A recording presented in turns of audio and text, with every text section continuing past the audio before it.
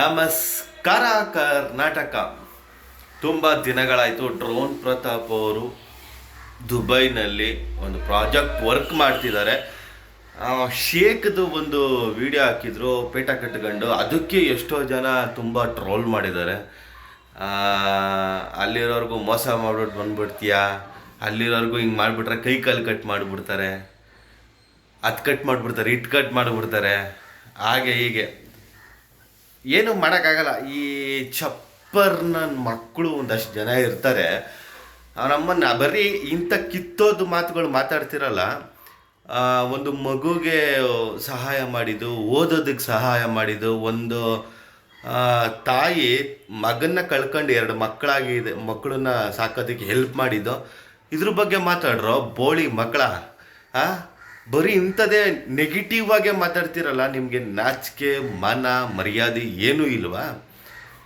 ನಿಮಗೆ ತಾಕತ್ತಿದ್ರೆ ಸಹಾಯ ಮಾಡಿರಿ ನೋಡೋಣ. ಸುಮ್ಮನೆ ಒಬ್ಬ ವ್ಯಕ್ತಿ ಸಿಕ್ಕಿದ್ದಾನೆ, ಏನೋ ಒಂದು ತಪ್ಪು ಮಾಡಿಬಿಟ್ಟಿದ್ದಾನೆ, ಒಂದು ಸುಳ್ಳು ಹೇಳಿದ್ದಾನೆ, ಅದಕ್ಕೆ ಕ್ಷಮೆ ಕೇಳಿದ್ರು ಕೂಡ ನೀವು ಇನ್ನೂ ಹಿಡ್ಕೊಂಡು ಎಳಿತೀರಾ ಅಂದರೆ ಎಂಥ ನನ್ನ ಮಕ್ಕಳಿರ್ಬೇಕು. ಏನೋ ದೊಡ್ಡ ಸಾಚಾಗಳ ಥರ ಬಂದು ಕಮೆಂಟ್ ಬಾಕ್ಸಲ್ಲಿ ಕಮೆಂಟ್ ಕೊಟ್ಟೋದು. ಅದೇ ಕೀಳಕ್ಕೆ ಕೆಲಸ ಇರಲ್ಲ. ಯಾರು ಸಿಕ್ಕಿದ್ರೆ ಬರೀ ಕಮೆಂಟ್ ಹಾಕೋದು ಒಂದೇ ಗೊತ್ತಿರೋದು, ಅದು ಬಿಟ್ಟರೆ ಬೇರೆ ಏನೂ ಗೊತ್ತಿಲ್ಲ.